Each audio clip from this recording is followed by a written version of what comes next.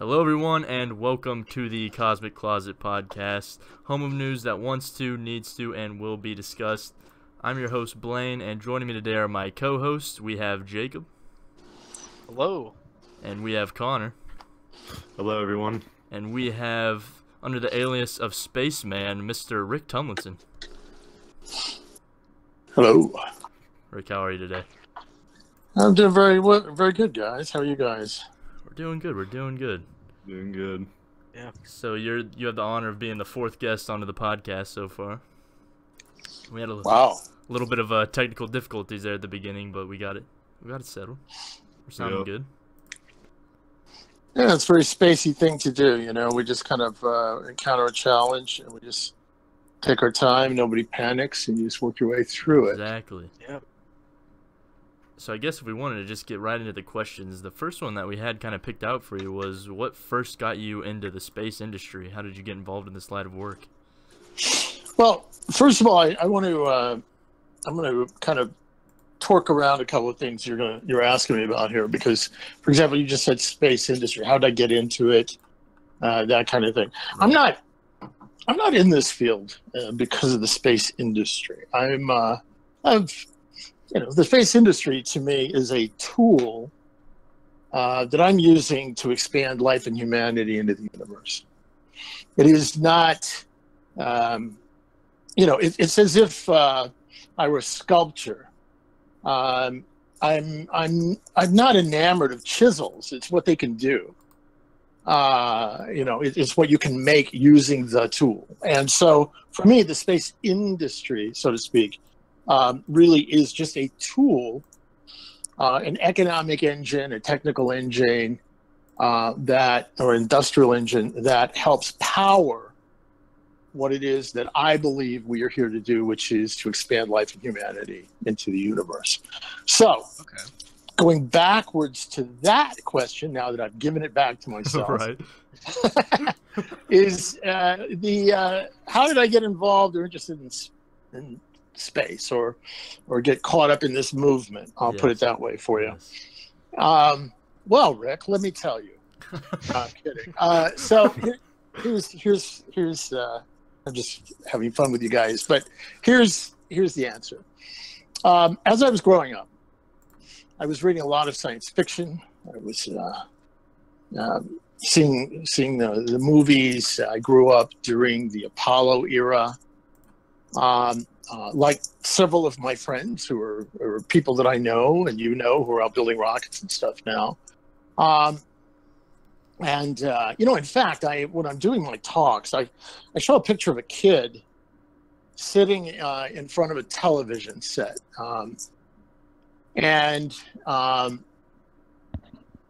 That's what, by the way, we used to call, the things you look at that have HBO on them now. And the remote control was your little brother. Yes. Of course. Whose job was to turn channels on your command. But anyway, the point is that I show this picture of a kid sitting in front of a television, and he's watching. And just imagine, you're flipping channels, and this is like in the 70s, let's say. It was the same, and it even applies now. And, you're seeing people, rovers on the moon. You're seeing Voyager, you're seeing Galileo. In between, you're seeing Vietnam. You're seeing the Cold War. You're seeing these missiles that could destroy the Earth. Remember, during the Soviet period, the Cold War, we lived under the threat that the world would be destroyed at any minute. And it's kind of hard to explain the psychology of that if you haven't done it.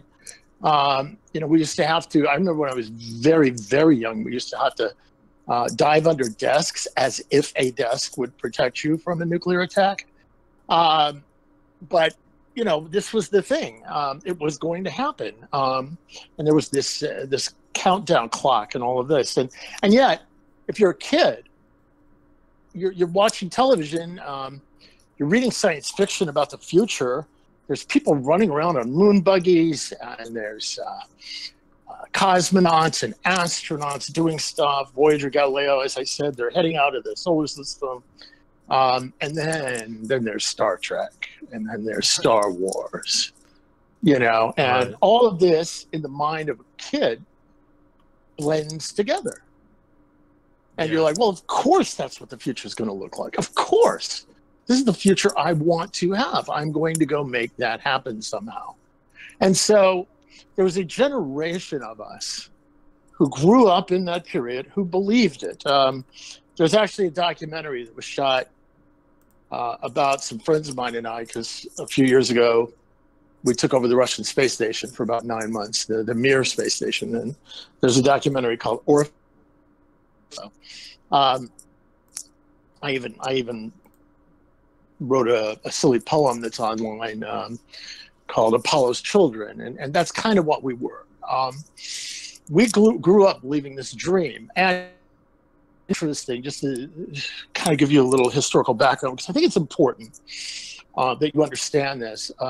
Way too many people think that Jeff and Elon and Branson, you know, they woke up one day and said, I'm going to go build some rockets, and then all this stuff happened. Yeah. It's just absolutely not true.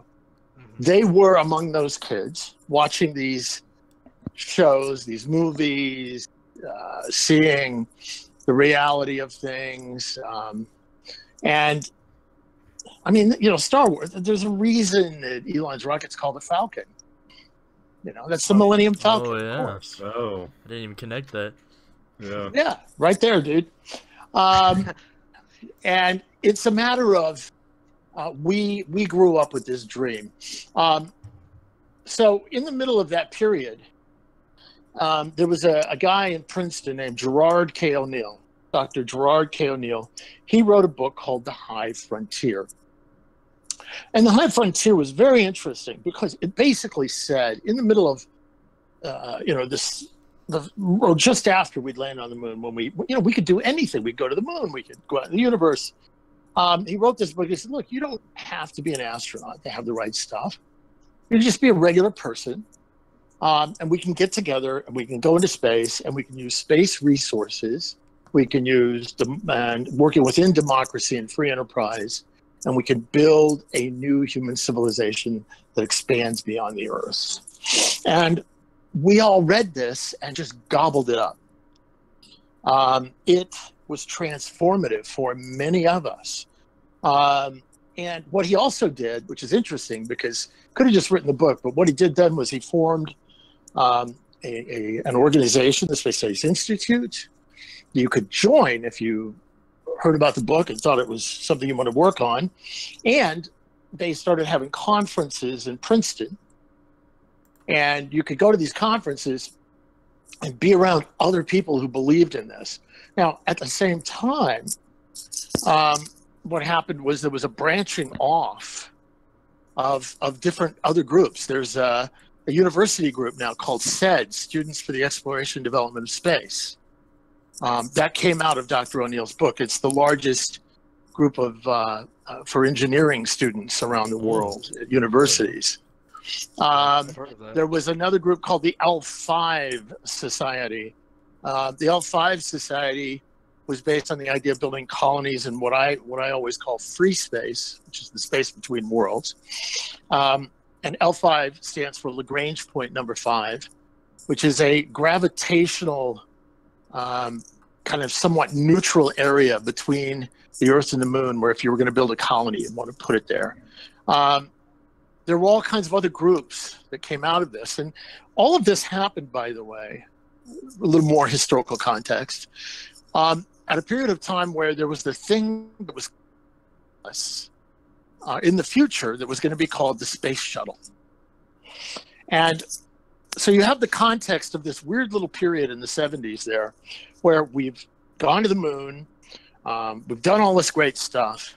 You've got Star Trek, you've got Star Wars, you've got the great science fiction, and then the government is telling us that there's this new vehicle coming called the space shuttle.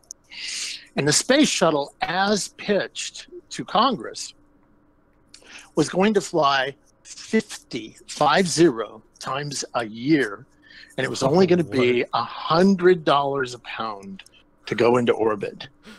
Oh, it's in the congressional record. This is how they sold it to us.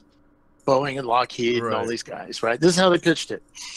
Well, okay, now take all those things I just told you, roll them into one, and feed them into the head of an 18-year-old or a 19-year-old or a 15-year-old or a 12-year-old or whatever at that period of time. And roll in there a little Arthur C. Clarke, a little Robert Heinlein, a little Star Trek, a little Star Wars. And now you start to get a generation, the first generation, that believes we're going.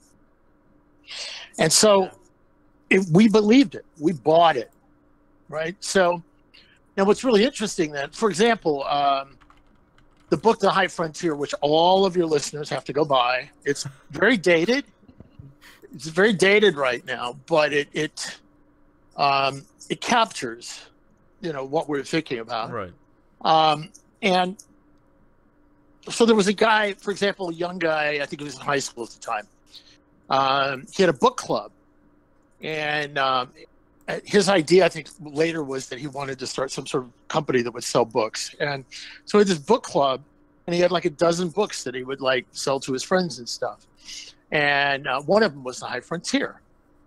And at his graduation speech, where he gave the speech during graduation to the rest of the students, he said, I'm going to start a company, I'm going to make money, and then I'm going to go build colonies in space.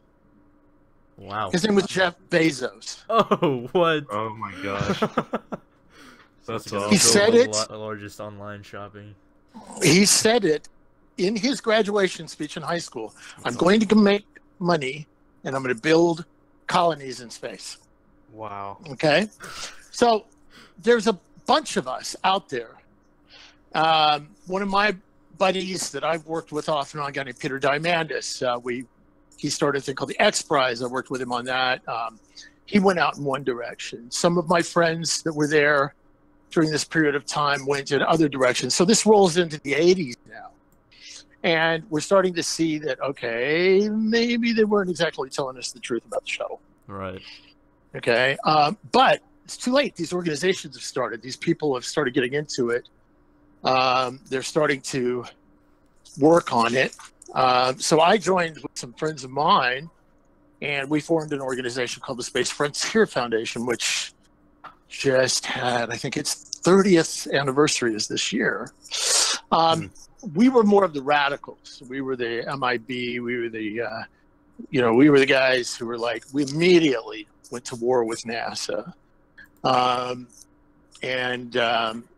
come back to that in a minute. But, we all shared this belief. I remember we used to go to these conferences. We used to call them not ready for prime time conferences. And because, see, back then, unless you were NASA or a scientist or military, you had no business going to a conference to talk about space. Right. And space at that point was all about science and astronomy and, building rockets. The idea of a conference where you would talk about how you were going to mine iron from moon rock or, build a house on Mars or in a colony in space, or how do you grow vegetables, these things, nobody was doing that.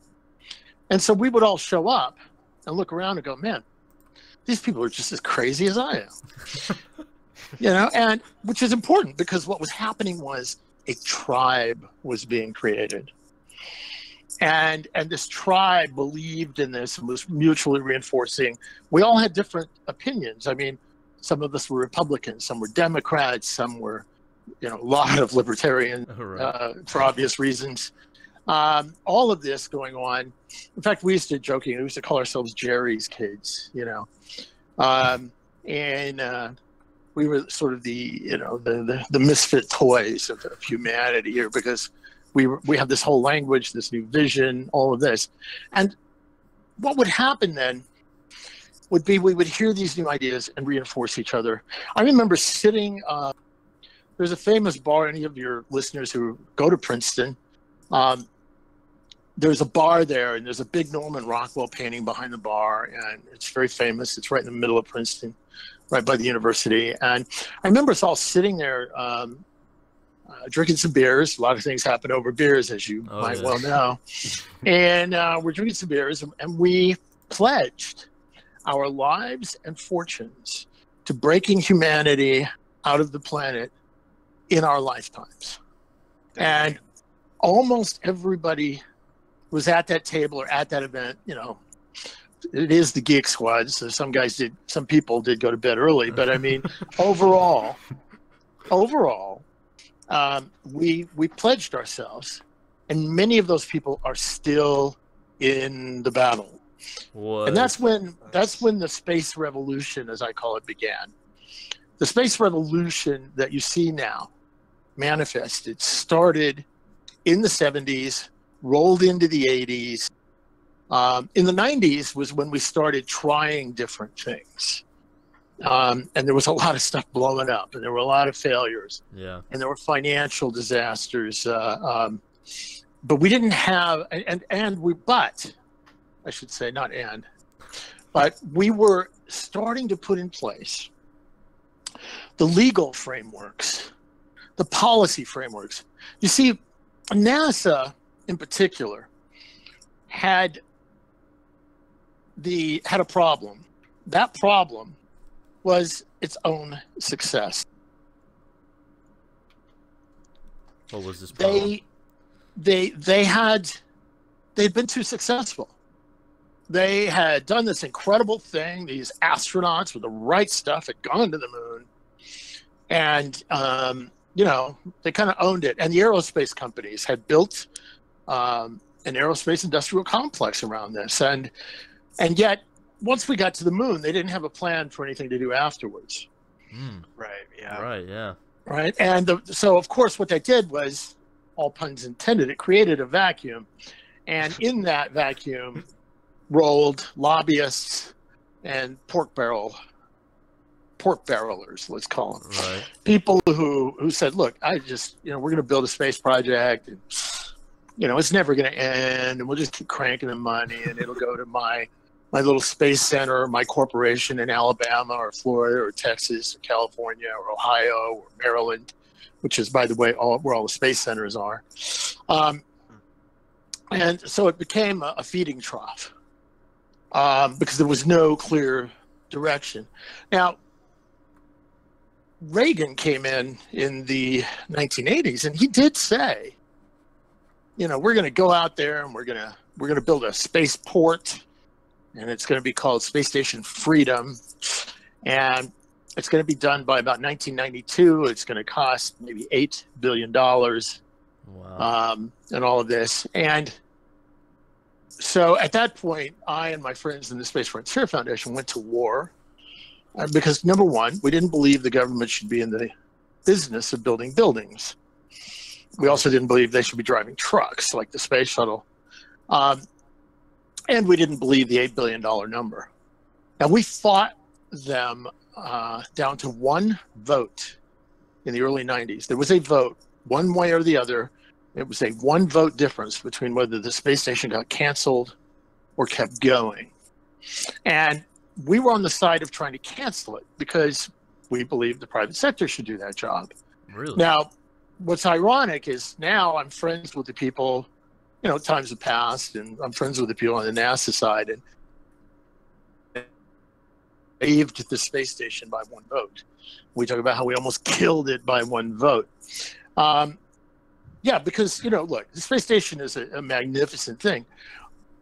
But if you could go back in time and take another path rather than one space station, I believe if we had taken another path, we might have a whole village up there. We might have multiple space stations on what I call the orbital street. It was the private sector, in other words, versus government. Now, the thing is, as we moved into the 90s, these things, we all started trying different projects. There were new organizations that were springing up. But like I said, we were trying to sort of get the laws lined up. We had to pry NASA's fingers and the aerospace company's fingers off of space. It was a real tough fight. So you what if I could just budge in? Like what? Yeah, no, I'm just rolling, dude. No, Go well, ahead. like what? Where would you stop the government as far as space? Like, where do you not want them to pass? What I want the government to do, the role of the government in space, is not in any particular order. The regulation in terms of safety, regulation in terms of creating those conditions wherein a market can flourish. Right. In other words, a deal's a deal, value of money, setting of exchange, understanding of intellectual property rights, those kinds of things they do on the Earth. Right. In a free enterprise society. But the government's job is not to do space itself. So I'm assuming you're not a fan of Trump's Space Force idea. We'll come back to that. It's not, it's, first of all, well, hang on, we'll deal with it right now. Okay. The Space Force is not Trump's idea. There are a group of people, I call them the young colonels over in the Pentagon world, who've been working very hard for a long time to get the military to understand the utility of space. And we could have a utopian conversation about the fact that, well, the military shouldn't be in space, et cetera, et cetera. You're a little late. They're already there. From several different countries, number one. Number two, if you look back in history, a lot of exploration and a lot of the development of things needed open frontiers were handled by the military. You know, and that's just the way it's been throughout history. I'm not one who wants to see the weaponization of space. Right. Of course. But I do understand that we're already using space. The military uses space right now, for example, for communications, for spying, for all kinds of different activities. There's going to be a time when they're going to deliver payloads to each other, maybe on the front lines. There's all kinds of different things that space. So the idea of the Space Force really, even though it's got this, it gives you this sort of Johnny Rocket ship kind of feel with the name. Is really what all they're doing is they're consolidating all of the different things that the Marines do, the Navy does, the Army does, the Air Force does regarding space into one command. Oh, yeah. Okay, that makes a lot of sense. Yeah. Okay, actually. that's all it is. Remember, the Air Force used to be the Army Air Force, and there was a time when people were like, I don't know about this whole airplane thing, maybe we can look at the enemy from up there. Right. Okay. Yeah. Yeah. Okay. So all they're doing is bringing together all of these disparate pieces that all pretty well already exist. Frankly, I agree with some of the folks that have said, maybe we should have called them a Space Guard. I get that. Yeah. Yeah. More of a Coast Guard function. Yeah. We'll work all of that out. I think part of it, you had to have that little bit of razzle dazzle to get the attention of the guy with the tribble on his head that's in the White House. And I think that's fine. But I do agree with the idea of formalizing and consolidating the role of our military in space. There are bad actors out there. There are people who want to do, who have already the capability to try and shut down the communications of the United States, for example, in an emergency. We need to be able to counter that. I understand that. Right. I do not support the idea of using space as a platform to attack the Earth. Okay, I would agree with that. Yeah. That is a non-starter with me. And that's why the Outer Space Treaty, one of the reasons it was created in the 60s. But anyway, going along into the private-public sector, look, I'm going to give you what I call the three keys, Rick's three keys to space. Okay. One is you need to be able to get there and back cheaply, reliably, and repeatedly In other words, you need to have a robust transportation system that takes you back and forth to space. Right. Number two, you need to be able and to have the right to use the resources of space once you get there for anything you want to do or need to do to survive. I like to call that survive and thrive. Survive, i.e., be able to live off the land. Thrive, be able to create an economy based on monetizing whatever it is that's out there that you can use. Right? And then the third, number three, is you need a government or governments that either support you or stay the hell out of your way. Those are the three keys to opening space in front of you. You got those three things? Then pow. Then you're in there. The universe. It starts. It begins. So as we're going through the 90s, we in the Space Frontier Foundation especially were very aware of these things. And we were working on all of those different areas. We got into a lot of fights in Congress. We actually started trying to pass legislation that would ban NASA from flying its own rockets, flying its own spacecraft to orbit. And so, for example, in 1995, I testified in front of the House Space Subcommittee, and I talked about a thing called Alpha Town, which I'll talk about in a moment. But what I did was I called for all transportation to and from the space station to be provided privately, commercially. And the reason we did that is because if you have a government monopoly, there's no incentive to drive down prices. There's no incentive to increase access. There's no diversity. There's no opening. There's one door. It's a government door. It's guarded by the government, and you have to go through that door, and you have to pay their toll to do it. Right. Yeah. Or in our case, an airlock. So we had to throw that airlock open so people could get in there, and we could bring the cost down. Now, having said that, in '95, it wasn't because I was some genius. I was just speaking for the others of my my revolutionary friends, right, in front of Congress. But it took us, 16, 17 years to make that happen, right? Until that first arrival of a SpaceX capsule at the space station. Right, yep. That was the beginning. That was the realization. That's a long battle. It was a long, hard battle. And I want to make sure that your listeners and anybody else who hears this understand that there were a lot of people, not billionaires, who put in blood, sweat, and tears to make this happen.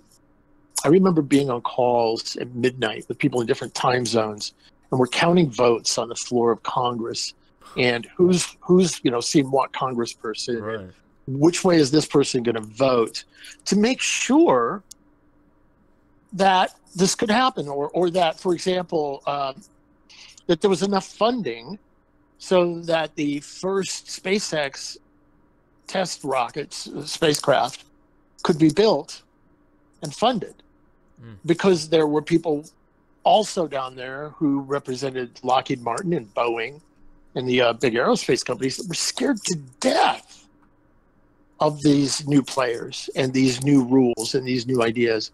See, for example, we had this crazy idea that you should be paid based on completing a job, and that you should be paid on not on how hard it was to do the job, but rather on getting it done.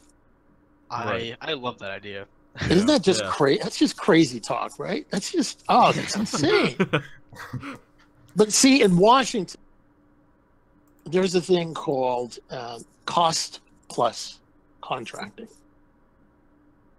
Now, in cost plus contracting, I'm holding an iPhone right here in my hand while we talk. Right. And in cost plus contracting, if you want me to develop an iPhone, and I can do that for $1,000, The way cost plus contracting is set up is I get to keep 10% of whatever my cost is to develop that iPhone. Why would I charge you $1,000 and only have $100 profit when I can charge you $1 million and have $100,000 profit? Right. Right? Or $1 billion. Yeah. That's one place. There's two reasons. That's one of the reasons the so-called $1 million toilets. Okay, is that it's all based on this. And when I get to write off the cost of lobbying against that, so that they can lobby you to spend more money with them. That's right. all in the aerospace complex. Yeah. That's why we have space. That's why we have military aircraft now that are $1 billion a whack. So we believe that that's what we had to do, was we had to take that away. And it's, you know what? You pay for delivery. But at the beginning of those projects, it's okay for the government to work with companies to create basic technological frameworks. And we do believe that one of the great roles of government is to support science and early technology R&D and research. And that's something they can do, and then different companies can grow off of that and leverage off of that. So now I've talked for many, many minutes. Give me some questions. Yeah, let's kind of machine gun you right now. Jacob, did you want to ask one of yours? Sure. So, this is kind of off topic, but while space has a lot of fruits, how do you feel about like threats? For example, you probably know about the asteroid called Apophis, expected to pass around Earth in around 2029. A lot of people believe it'll return for impact in 2036. Do you think it's an actual threat, or do you have a plan of action for when the time comes? We need to be ready for whatever it is the universe is going to throw at us. Literally. And it will. The one thing we know, the one thing we absolutely know, is that stuff comes from space and hits the Earth, and sometimes those things are big enough to devastate and potentially kill everything on Earth. We know that. Right. Yeah. The dinos. Okay.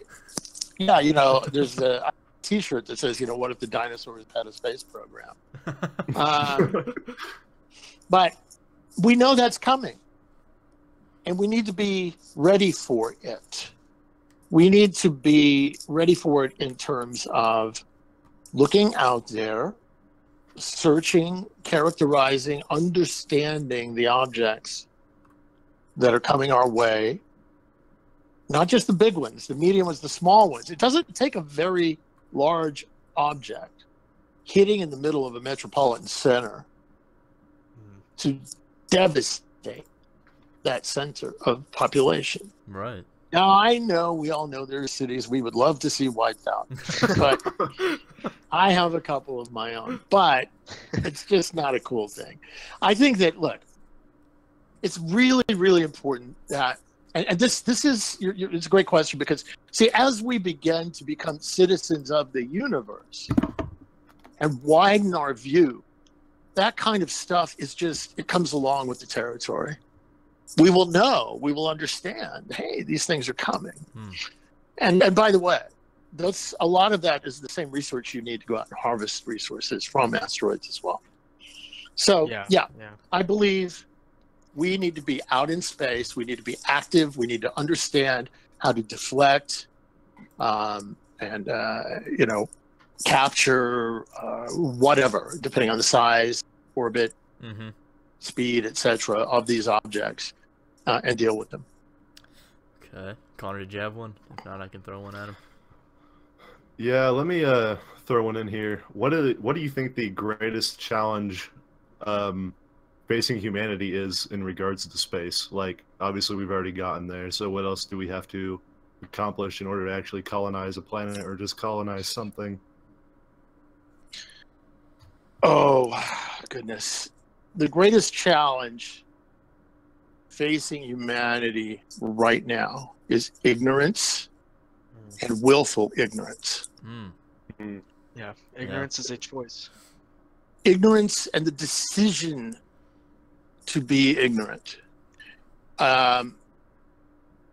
We know the climate of the planet is changing. By the way, a lot of the reasons that go into why we know come from space research in our space program. Okay, we can look at other worlds in the solar system now and see what happens or what happened when things go wrong. And we are in a very, very, very tiny sweet spot as a planet. This idea that science is a relative art, that we can deny what are basically facts. The idea that the large, overwhelmingly large majority of scientists on this planet who have looked at this issue and say it's real are wrong because some idiot with a microphone on AM radio says they're wrong is appalling. And I like to I think of it as a crime against the future. So first, education, science, teaching of the scientific method. At the same time, wonder. Having a culture based on wonder and excitement. Having a culture that celebrates the fact that we may be on one of the only living, life-bearing planets that we know of, and that takes that into its soul as part of the reason that we exist. Those are the important things to me. Caring about people, caring about, see, we are right now only a few tens of thousands of years evolved from running around on the plains, whacking each other with stones in the head. Yeah. Right. Yeah. Okay. And by the way, this idea of some sort of primordial bliss or that back in the day we were just so nice is BS. It's not true at all. Yeah. All right. We're getting better. The problem is the scale of destruction caused by one or a small group of people using the tools of destruction is so much bigger. But overall, when it comes down to civilization, we're getting better. And I would like to see how much better we could be as we move out into the frontier of space, where we can try new things, new cultures, new ways of dealing with each other, new ways of interacting. We don't have anywhere on the Earth where we can really do that now that isn't already owned by somebody else. Right. And I'm excited by, see, going back to your question, what is the most important thing? It's that we decide that we want a future that is greater, grander, bigger, more exciting than the present, that learns from the past and creates for us a new way forward that allows all of us to go out there and do something exciting. I think there's tremendous possibility. And, you know, I'm a fan of people. And I think we should just let the people go. Right. I can see that. It's a good idea. idea. I like that answer. I had another question here, and it's kind of just one of your past, but you were one of only 20 people invited to the White House by George Bush. And I was just kind of wondering, like, how that experience was and being there. Well, I wasn't one of only 20 people invited to the White House by George Bush, like, ever. But in a group of 20, Yeah, it was for the rollout of his vision for going out into the solar system, which, by the way, failed.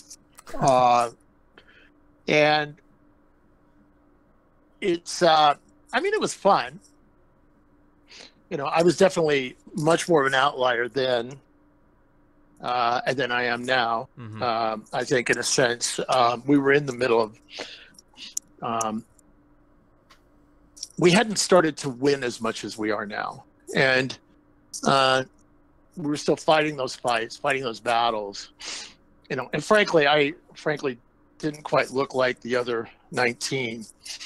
So, you know, I showed up dressed in black with long hair and a ponytail, you know, with a full-length black leather trench coat, like I just walked out of the Matrix. The security guards actually pulled me aside out of the line. You know, so Secret Service.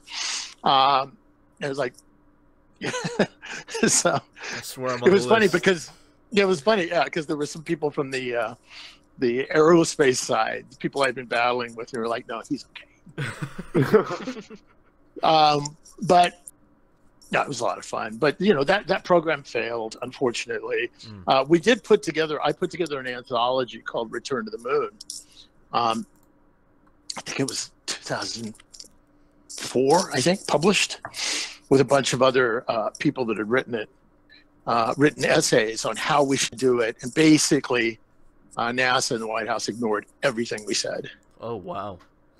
And they went with the mega project, what we used to call Das Moon Project, where large aerospace companies pulled together their lobbying resources and got the government to spend lots of money to recreate the Apollo program, which is, as we look at what's about to happen now, the one thing we cannot do is allow that to happen.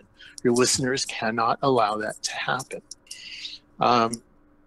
You know, I got in a lot of trouble back in the day because I was fighting against, or we were fighting against the government Das Rocket. And they called it the Space Launch System. I was the one who dubbed that it was the Senate Launch System. Right. It was a pork barrel rocket. It's out there right now. It's budgeted for $30 billion. Jeez. It is going to fail. It is going to be, by the time they finish it, they will have spent way more than $30 billion. And it will have less capacity than Jeff and Elon and the other guys are going to do. Right. Wow. Right? And it's going to be a dead end. It's They're shooting money into space.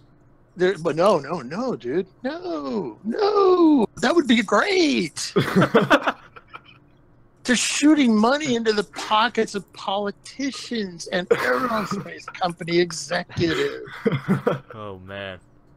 Okay, that's where the money, lobbyists, all those kind of things. Yes, there are a lot of jobs that are out there. And here's the irony: they will say they're doing these kinds of large aerospace projects so that there'll be a lot of jobs in you know, Alabama and Maryland and Florida and California. There's lots of jobs tied to the SLS.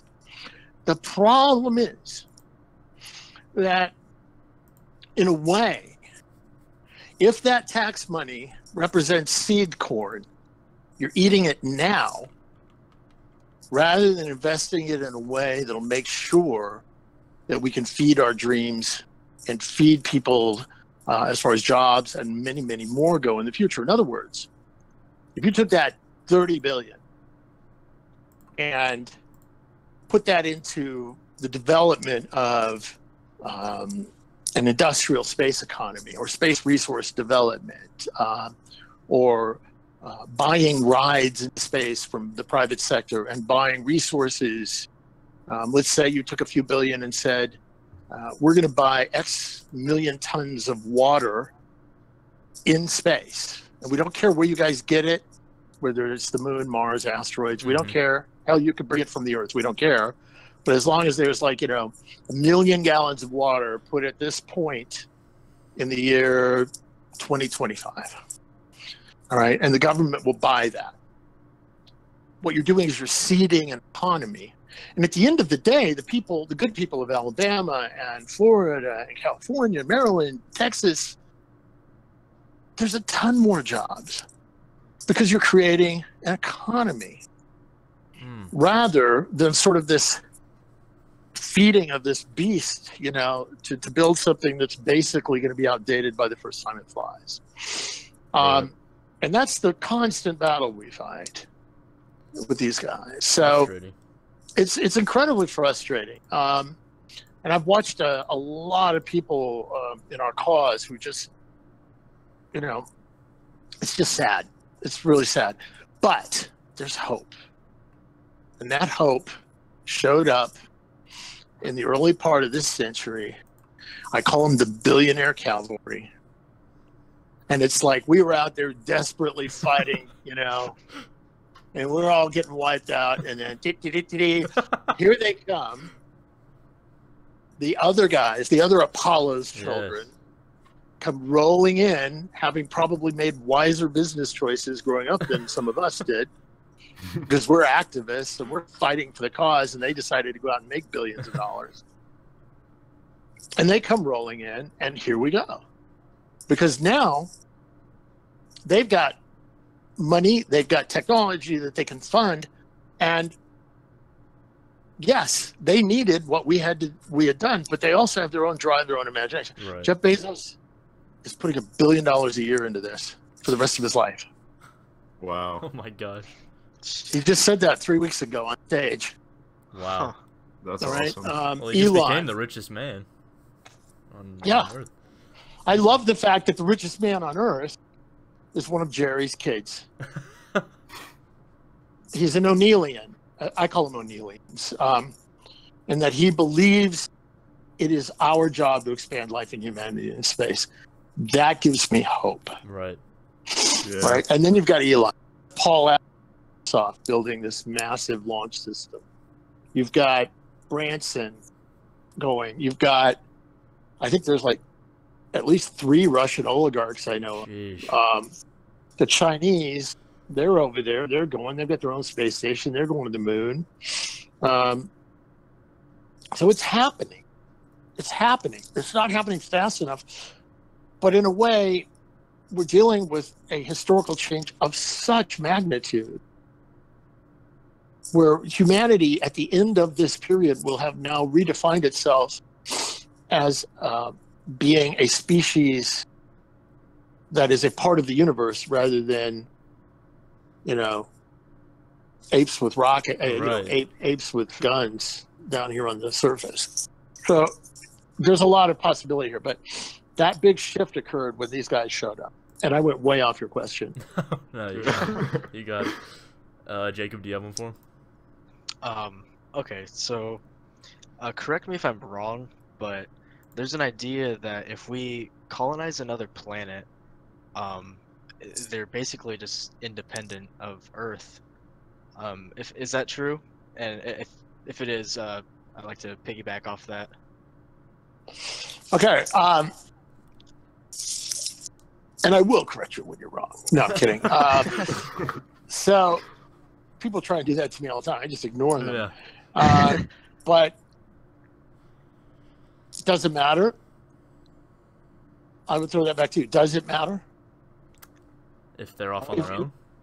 Yeah. I kind of think it does. Really? And why? I feel like it wouldn't. Why are you looking for like the 51st state? I mean, why do we have to have that? Go ahead. I was gonna ask, like, what kind of leader or what kind of government would you like to see if they are independent? Do you think we could make kind of a utopian society, just starting fresh? You know, it's interesting. Utopian society are defined, like Al-Qaeda has plans for a utopian society, but I don't think it would match yours. Right. Okay. Utopian societies are in the beholder largely. I believe in democratic societies. You know, I am a weird combination of sort of libertarian socialism. I don't even know how those two fit, but you know, I believe we should all have the rights to do anything we want so long as we don't hurt anyone else. Right. Yeah. But I also believe that lifetime education is a right. I believe that medical and health is a right in an advanced society. So there's that combination, because one side of that is libertarian and the other side people say, well, that's socialism. But what's really interesting about that, take me for an example of what I just said, where on the planet do you get to go and try a society where you put those two together? Okay, we need crucibles. We need test tubes for the next level. I'd agree with that. Right? Yeah. And think of it this way. I mean, look at it 100 different ways for 100 different points of view. I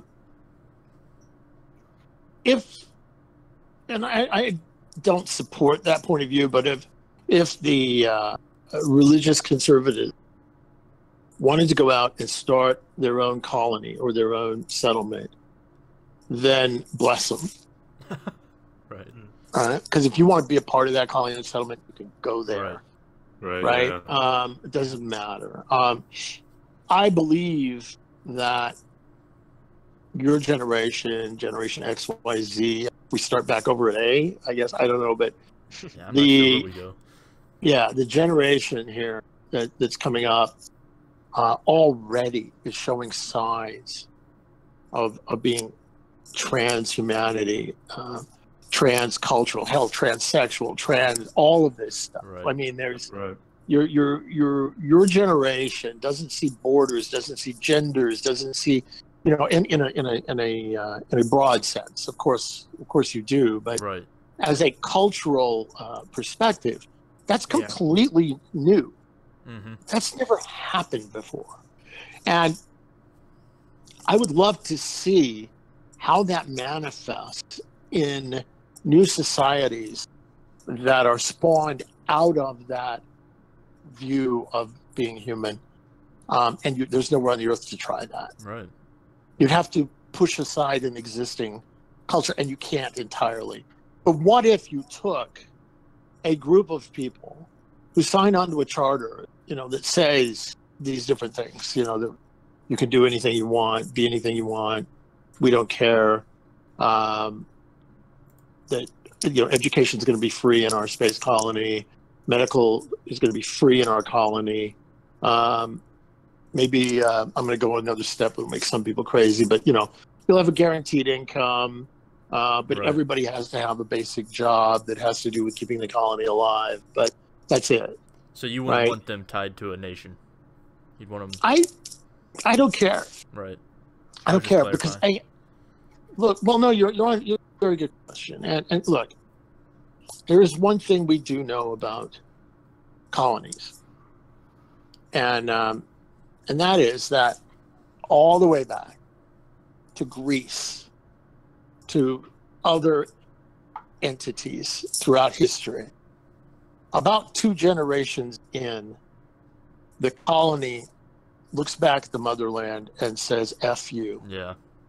Right. Excuse my language. No. But they do.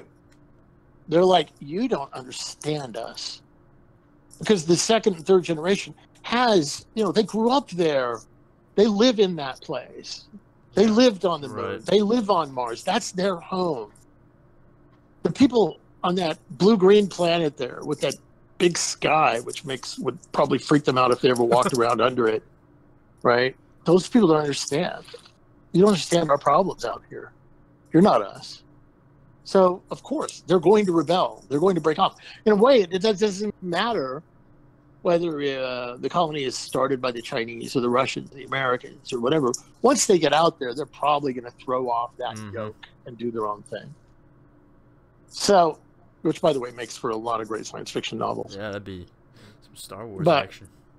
Well, or The Expanse, which, by the way, I'm going to put out a plug there, The Expanse. Oh, okay. It's on the Sci-Fi Channel now. Bezos has just agreed. Sci-Fi was going to cancel it. Amazon's just bought it. The first 3 seasons, I think you can get on Amazon. My organization and other organizations have given it awards as being the best science fiction series out there. They really try hard to get it right. And it's interesting because it is a war between Mars, the Earth, and what they call the Belters, the people that live in the asteroids. Right? And I totally recommend that show. It's fantastic. You have to get 3 or 4 episodes in before you really start getting it. But I totally recommend it. The Expanse, that's what it was called. The Expanse, yes. I was part of a grassroots effort. When we found out the Sci-Fi Channel was going to cancel it, we went in and everybody raised hell. And I was actually at the dinner where Bezos said, "I just got the text. We're buying it." You were at the dinner with Bezos? Yeah, and so was the cast of the show. Oh, that's awesome. Yeah, I mean, there were several hundred people there, but I mean, it was one of those great moments where he goes, "I've just got the text. we're buying the Expanse. The show is saved." Well, one thing that I want to kind of talk to you about was recently, 5 days ago, you were at SpaceX for a meeting. Oh, you saw my tweet. Yeah. Yeah, I drop by and harass them now and then. That's awesome. Yeah, now and then. It's the way that it's a house. Yeah, well, I mean, it was funny. You saw my tweet that they had a bunch of hats for me there. I have the picture up right now. Yeah, I'm a hat guy. I'm like Ron Howard, man. I wear baseball hats all the time, and I had actually gone to see Jeff and Elon, but I mean, not Jeff and Elon, Elon and Gwen. Gwen Shotwell is the amazing lady who is the CEO of the company. But it was what I call a drive-by. I mean, it was a drop-in, and they weren't able to be there. They were already gone, and they were out of town. So I had a meeting with somebody else there, but I had said in my email, I demand hats, or I demand a hat. And I showed up, and Gwen's assistant shows up and hands me 4 hats. Wow. One of like a falcon hat, and there was like this collection of hats. That's great. But I, we all work together on this kind of thing, and I've met with him many times. I met Elon before he started SpaceX, and gave him a hard time actually. But the community of people that are trying to make this change occur is actually fairly small. Really? At the leadership level. Mm-hmm. Probably a few hundred who are really involved in whether it's legislative, policy stuff, international law, the entrepreneurial leaders of these companies who deserve a huge amount of support. It's very important that people understand that, for example, Elon and Jeff are not just building these companies. They are, in fact, I got called out. There was a guy interviewing Bezos. He said, "Well, Rick Tumlinson says," I was like, "Oh, great, this is not going to go well." But I have said in the past, and I do believe that part of what they're doing is what you might call a charitable contribution to the future. They're investing in the future of humanity. Elon is taking the profits from everything he makes, everything he does, and it's all going to go into building that first colony on Mars. Bezos has said clear, I know there's like that his goal is to. Yeah, for sure. They're green. They try and, they've got huge freaking egos. Who wouldn't? Right? I mean, Elon's like, "Oh, you got some kids stuck in a tunnel? I'm going to come save the day." Right? Right. I mean, it gets a little ridiculous at times. They get a little carried away. But on the whole, these people are people who care about humanity. Our generation does. You can't, our space, those of us in the revolution, we care about humanity. That's why we're doing this. That's amazing. We love life. We love humanity, and we believe in the future. And this is why I was so excited when you guys called me about or reached out to me to do this podcast, is that you represent the generation that's going to make it happen. Hopefully your listeners are part of the generation. That's what we're hoping. And and it's an exciting time. It is the worst of times. It is the best of times. You know, interestingly, pretty well every general thinks that, by the way. You know, it is the worst of time. There's never like, there's almost maybe a few years that show up here and there where everybody's like, this is the best of times. Yeah. You know, I mean, if you go back to Camelot in the 60s with the Kennedy, people are like, wow, that's awesome. But if you think about it, at the time, that's when we were diving under desks because there might be a nuclear war. Right. The Renaissance, no, millions of people were getting killed all over the place. Yeah. You could die from a toothache. Yeah. Right. You know, there's never been a utopian period of human existence, but there might be, so long as eyes open, minds open. Right. We strive for that to happen. Exactly. Well, just to kind of give a little update here, we're an hour in. I think Connor had a question, and then we'll also talk about your. I don't know how long you want to stay on. I mean, whatever we you want. Go to an hour and 15. We can. It's up to you. Yeah, let's keep rocking for now. Awesome. Yeah, I'd love to keep going. Yeah. No, this is great. Yeah, I was really wanting to know the answer to this one. What you think about it? Do you believe that other planets may contain life? Yes. Okay, good. That'd be boring if they didn't. Yeah. However, oh no, it would also be scary, by the way. Which, by the way, no. Look, think about it. You know, I think one of the things that's a characteristic of human beings is we're very lonely. We're extremely lonely. That's why we populate the heavens and the earth with gods and goddesses and fairies and elves and dwarves and monsters and dragons. And we create those so that we don't have to be lonely. I believe that there are probably a lot of planets out there that have life. The next question is civilization. That one is much tougher. Right. It is quite possible, I believe, quite possible, even though there are billions and billions of stars out there, and that the kinds of species that are able to make it through all the different challenges, all the different crazy things that had to happen exactly right for a sentient species to arise might be very, very rare. We might be, within the sphere of space that we can look at, that we can reach out and understand, we may be it. We might be it. E.T. might be us. Oh my gosh. Okay. And I mean, think about it, E.T. for a second. Right? We created E.T. in our minds. There was no E.T. or ancient aliens or stuff like that back in the day. Those were gods, angels, goddesses, etc., etc. And see, what happens is, as the circle of firelight, of light from the fire, get bigger and bigger and bigger from those first fires when we were in the savannas of Africa or wherever it was. Yeah. We populated just beyond the edge of that firelight with these mythical beasts and creatures and this and that. But certainly, if you went beyond there, you might not come back, or you get killed or whatever.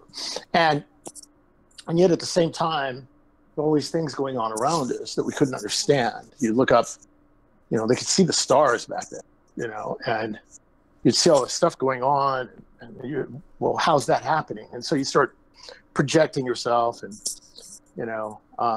and we fill the heavens with gods and goddesses.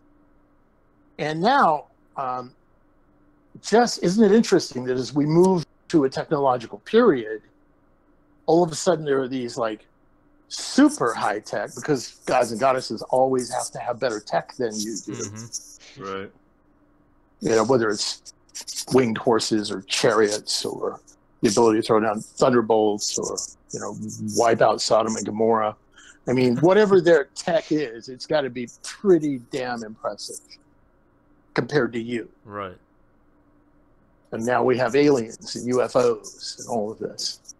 And isn't it interesting that E.T. comes down from the sky and touches you with a glowing finger? I mean, it's just a mythology laid on top of a need that we have deep inside of us to not be alone. And so we fill it by doing this.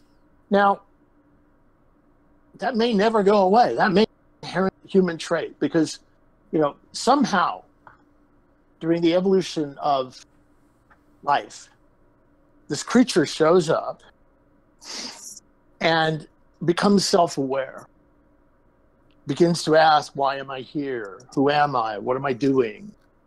What is this? And that kind of, that's maybe not the way things normally go. We may be a complete anomaly in that. Or the universe is very vast. Maybe it just happens very, very, very rarely. We might be the first. Or there might have been others that got going and wiped themselves out. Or you might have had civilizations that had the same Congress we do. And they killed themselves before they ever left the planet. Oh my gosh. Well, I mean, why not? No, I'm agreeing with you. Why not, right? Oh, there is no climate change here on planet Zab. Let's just keep eating ourselves. And they're dead. Yeah. And then they're dead. Why not? Oh, and let's not have a space program because that Apophis space thing isn't going to hit us, so who cares? Right? Boom. Yeah. Okay, there's just two ways to wipe yourself out. That doesn't include flares shooting out of the sun, a big bubble of gas popping out of the molten core of the Earth and suffocating the planet, on and on.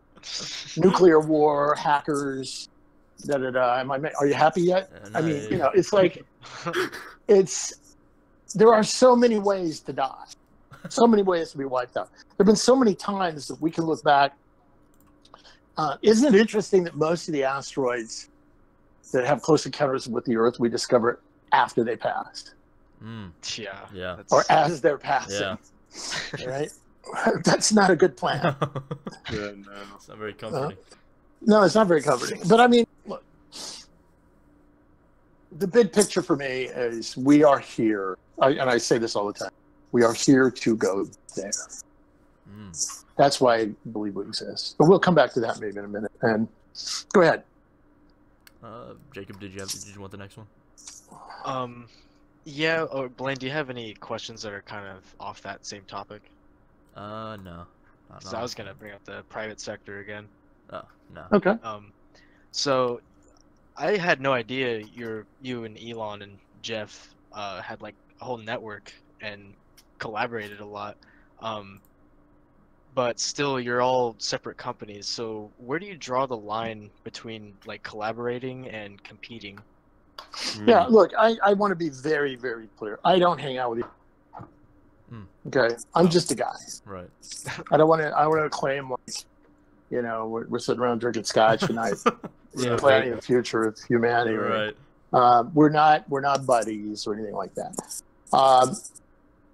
We know each other, and we all have different paths that we've taken. They frankly made a couple better choices economically than I did by being an activist coming up, but we do identify with each other as fighting the same fight. Right. We are brothers in the revolution, and brothers and sisters, and people like Gwen and the other amazing women that we don't have enough of, frankly, that are in our field. But we do share these philosophies. I'm more of the evangelist of the cause. I do get called, as you can tell by a couple of things I've said on this. I get called Reverend Rick a little bit now and then. But it's I want to make absolutely sure though that you're not thinking that we're all like hanging out and conspiring or anything like that. There's none of that going on, other than the fact that we share these common values and a belief that we have to create the ability for humanity to get out there and use space. Now, you wanted to ask about the private sector? Yeah, that was basically it. Oh, okay. Look, I will say this. When you talk about the private sector,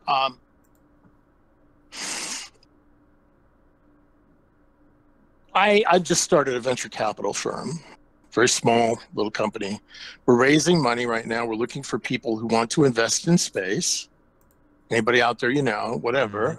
We're not allowed to advertise, but I can tell you what I'm doing.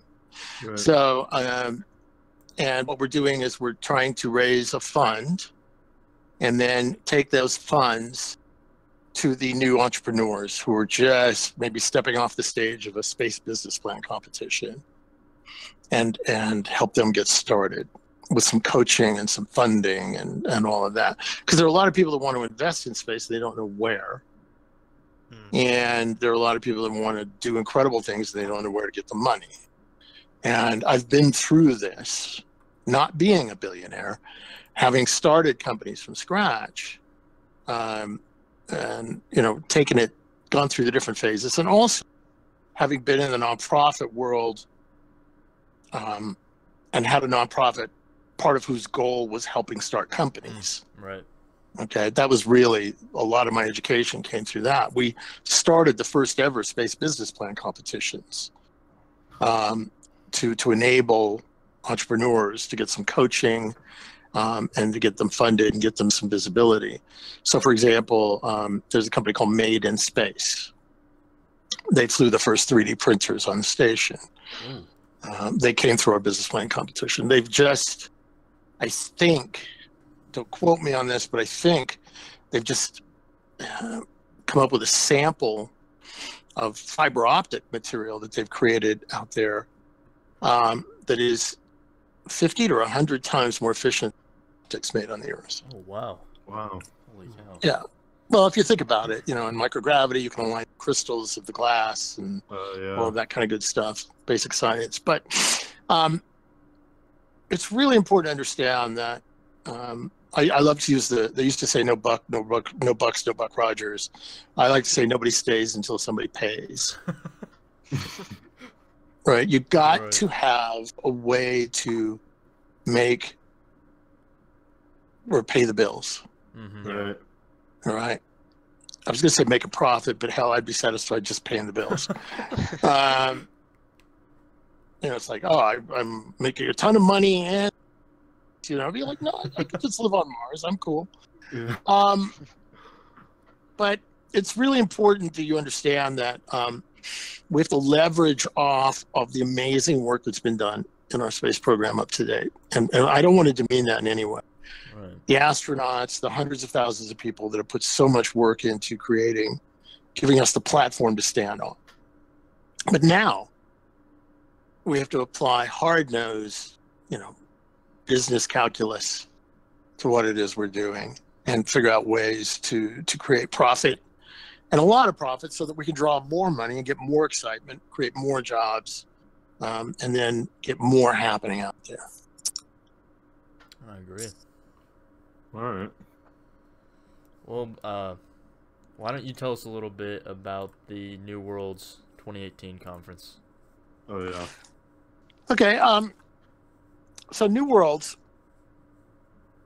is the DBA of an organization I founded a few years ago, or got started a few years ago, called the Earthlight Foundation.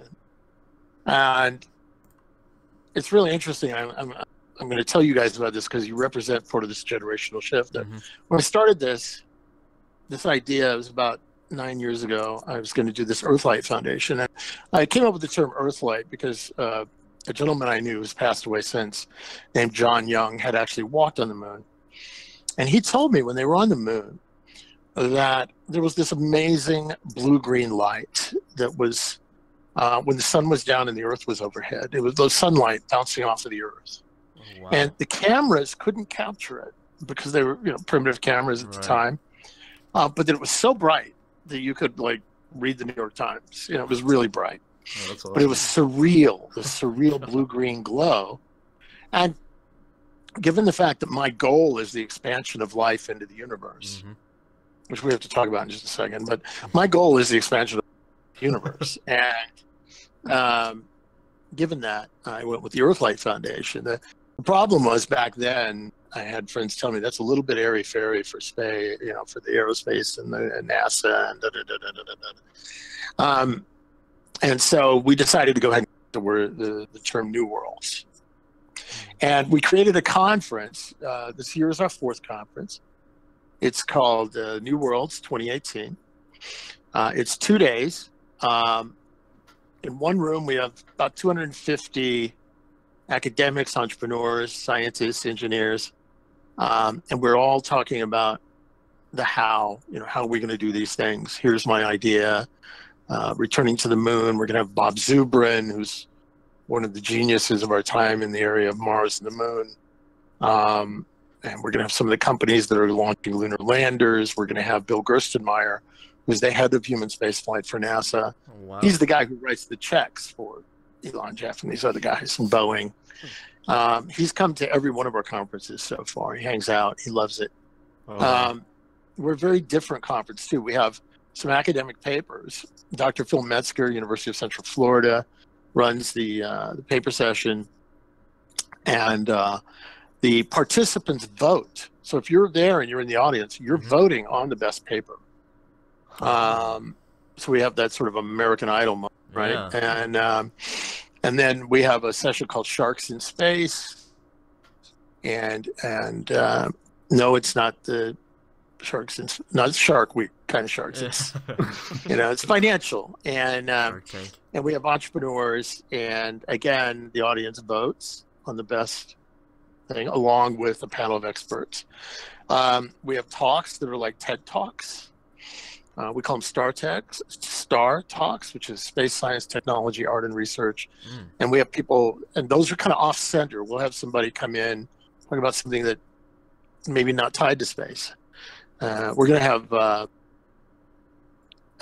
the Joe Quirk, who's the founder of the folks at Seasteading. He's coming to speak. We have an amazing session. This will get your attention. It's called Sex in Space. Okay. Of course, that's the last session Saturday to make sure everybody sticks around. Yeah. What day did you say that was? Yeah. Right. And it's actually, it's an interesting topic, not just about sex, but reproduction. Right. Yeah. And we get into genetics, and we get into what happens 3 or 4 generations in. I believe that we're going to break into different species: Homo spacialis, Homo marsialis, Homo lunaris. Oh my God. We're going to have different species branching out into the solar system that are going to be adapted, maybe on purpose, maybe by just selection. Who knows? But we get into all of that. We have amazing speakers. We give out, and then what's interesting is on Friday in the next room, there are 500 junior high and high school kids designing space colonies. Ooh. And that's awesome. Yeah. The level of excitement that they bring, we actually schedule the breaks at the same time. We open the doors between the 2 rooms. And it really just creates an amazing vibe because those kids are excited, and it's like we're doing this for them. Mm-hmm. Yeah. And then Saturday night we're going for culture here. We're going for culture, not just technology, not just science, but culture. So we have the Space Cowboy Ball. Yeah, the Space Cowboy Ball is based on the question, what if you were invited to a formal party on Mars in 100 years? What would you wear? Oh my gosh, this is awesome. Yeah, that's awesome.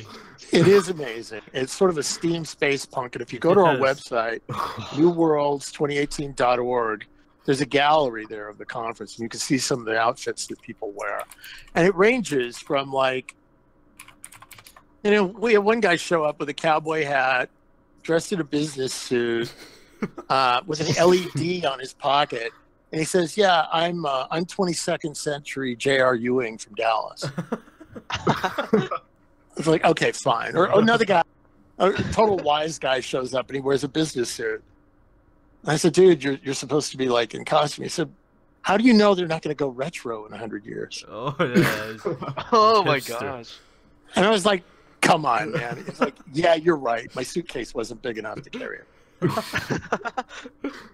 So anyway, but then we get people dressed like they're coming out of Star Wars. We have it's got a very steam space punk to it, punk, and a very feel like that. Our hosts last year were Richard and Letitia Garriott, Richard Garriott is the guy. He has a company called Portalarium, and they have a big video game out there, a big medieval video game that I don't know the name of the game.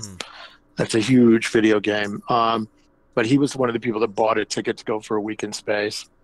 Oh, wow. His wife is starting a $200 million space investment fund, Letitia. Jeez. And then we had Robert Rodriguez, who produced and directed Sin City and several other films. He owns the El Rey Network.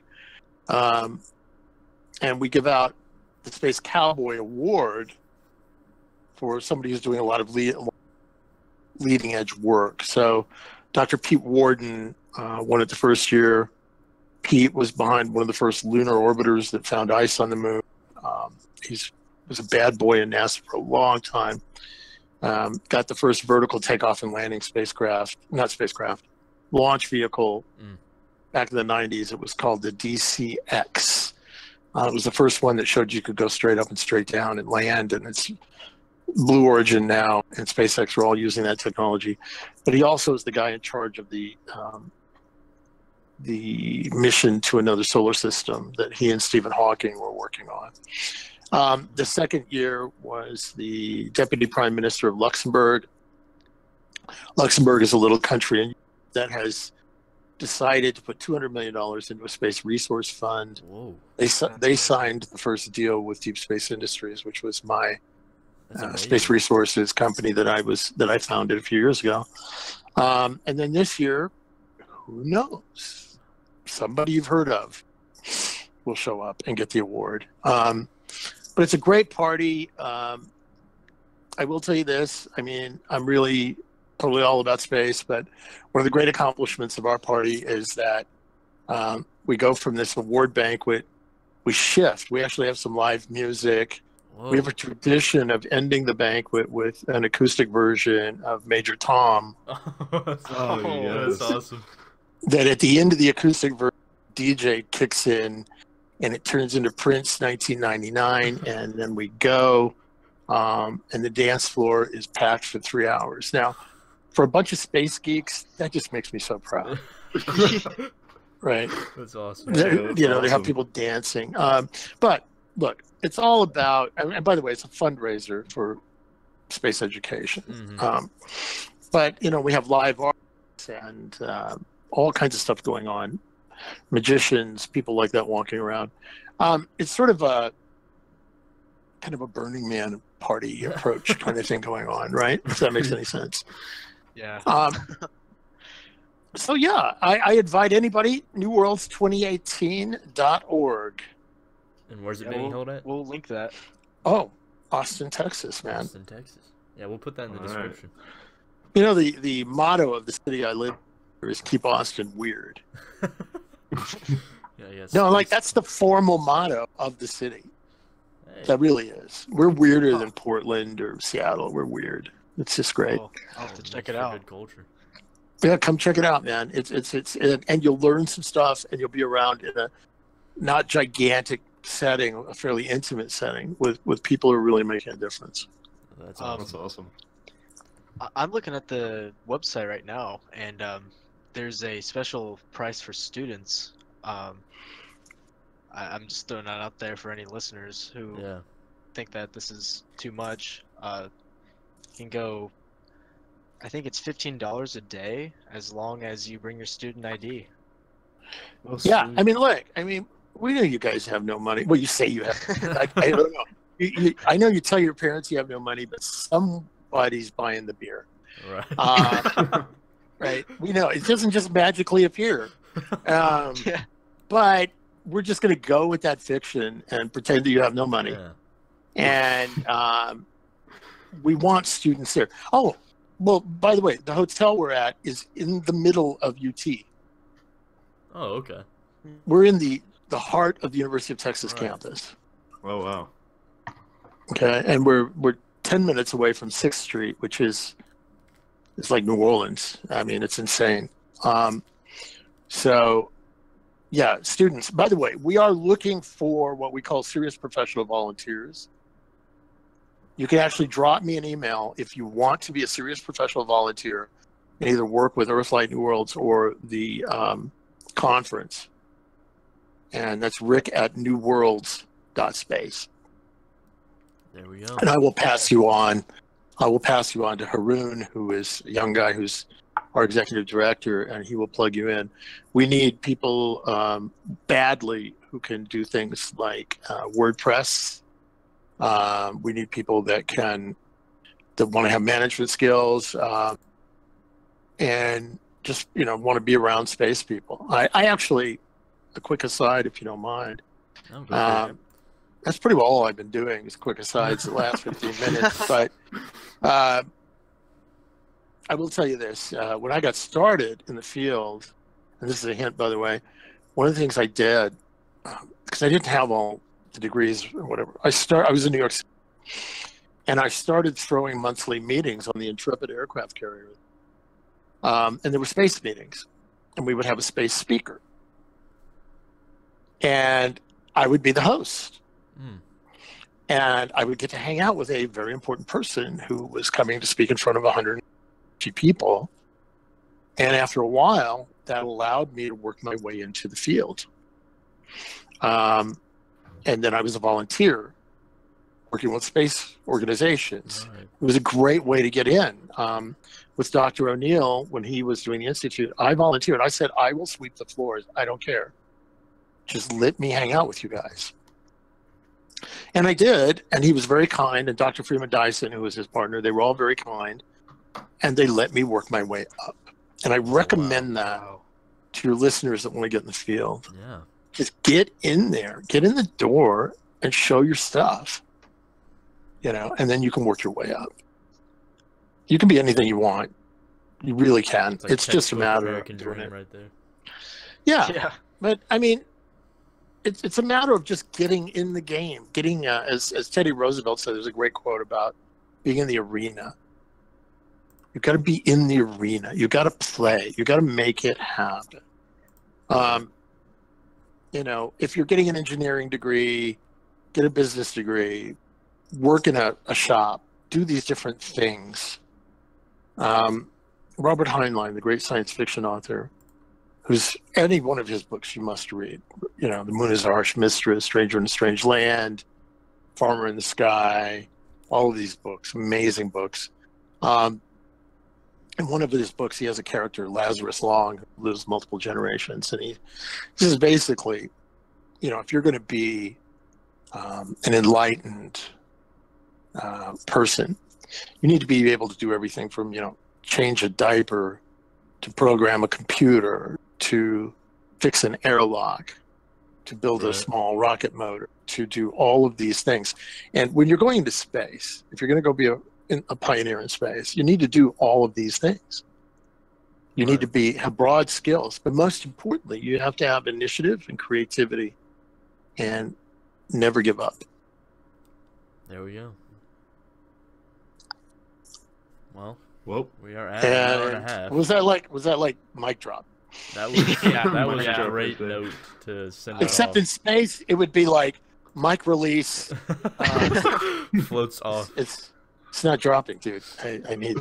There's a mic here in front of me. It's not going anywhere, man. But anyway, well, look, guys. I hope you have great success. I think I love the fact that there's a group of you doing the interviews and stuff. I know I talked a long time in between, but fine. I wish we could keep going. Well, you know what? Swing back around. We'll pick a subset of one of these topics, and I would love to do that. We'll do another one at some point in the future. Let's do it. Awesome. As I said, you are invited. Bring your podcast and do it live from New Worlds. I would definitely do that. We would definitely do that. Well, look, dude, I know you don't want to spend the $15, so this gets you press. This is the way to get a press pass. Oh, press access right all right. We could totally. Then you're in free, man. Correspond after this. But I'm going to insist that you invite a lot of friends, of course, and that you that you bring your costumes for the ball. Oh, for sure. Yeah, I'll be working on mine soon. Well, all right, you, cool. Rick Tumlinson for coming on. Everyone, check out the conference. We'll link the websites down below. And yeah, I mean, we've learned a lot. That was a lot, and It was very interesting. Cool. We are here to go there, guys. Yes, here to go. We are here to go there. All Thank right. you, Rick, and we hope you have a good night. Thank you, everyone, for watching. You too. Bye-bye.